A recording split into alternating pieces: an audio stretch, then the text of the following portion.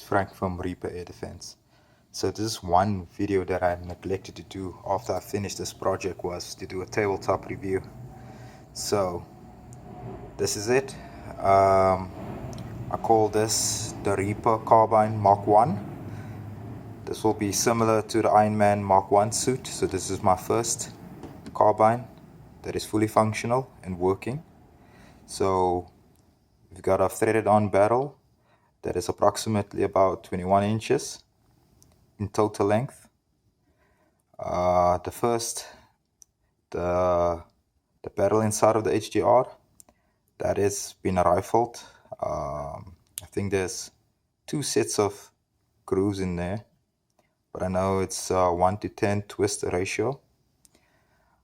I've got my Acer stock. So let's just talk about a few hiccups that I had while designing this thing and actually fitting it together.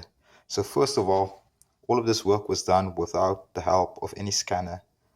So I'm still trying to find a reliable person that can scan the HDR50, but oh well, I've already started on the next project. But let's just take a closer peek.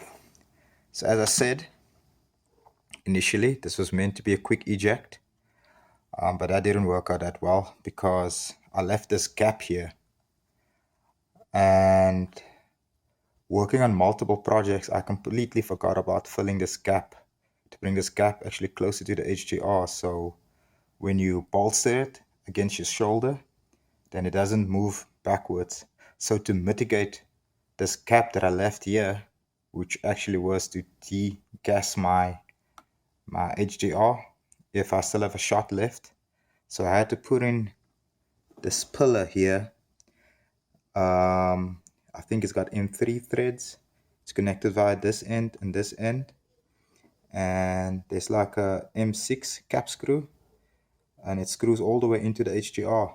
Well, I had to take this cover apart and I had to weld a nut to the inside of the one cover of the one side, and I use super glue and graphite, and it's a really strong bond. Next was this Acer. I don't know if you can see it, but it's been MIG welded. Initially this was supposed to be a 2-piece bolt-on with a 90 Shore O-ring, but unfortunately they couldn't handle the pressure and it always leaked. So I closed all of the tooling holes. As you can see, everything has been MIG'd. So here is a bolt in here with a 3mm or 4mm hole through it that connects the 2 pieces. So how I did it was I assembled this whole thing, made sure that it's straight, and then I took off the elbow, the 2-piece, in one go, and then I sent it for welding. But this works very well in my opinion, because I don't like any pipes, I don't like anything. I like a clean look, and that's what I was aiming for. And I don't know if you can see yet, this is a fold away stock. So how this works is, after your air pressure has been depleted, you screw it out, shift this air tank to the back, and fold this arm to this side, and then you take out your HPA, you refill it, and then assembly is this reversive removal. I've got this 3-position foregrip on here, and I've got my green dot sight. I think that's about it. On the other side, so I was a little bit strapped for cash when I started this project, so hey, it is what it is. So instead of spending copious amounts on a flashlight, I've bolted on another type of weaver adapter, and this doesn't even cost you, in our currency is about what, 23 rands, which is not even what, $2. And this flashlight is it's a cheap flashlight, but it's a high quality one, high lumens, I think 130 lumens, and it's sufficient for me in the dark. And I like that. The idea was to keep this closer to the foregrip so I can activate it with one hand.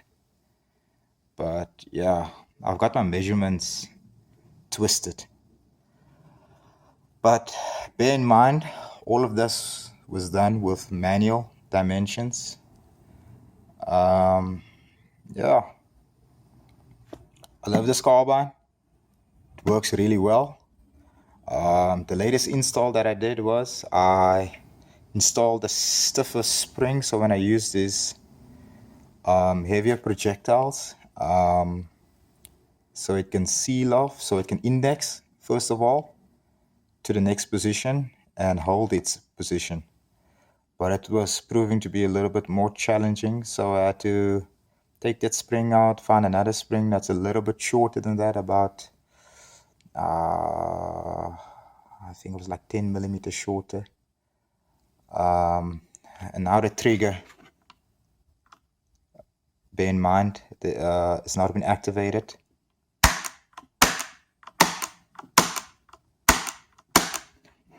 It's working real nice now. I've got the gog there, so if I'm in a hurry and I hear something go bump in the night, all I do is give it a quarter twist and then it's activated. Yeah, so this kind of finalizes the project. Now I'm really bored.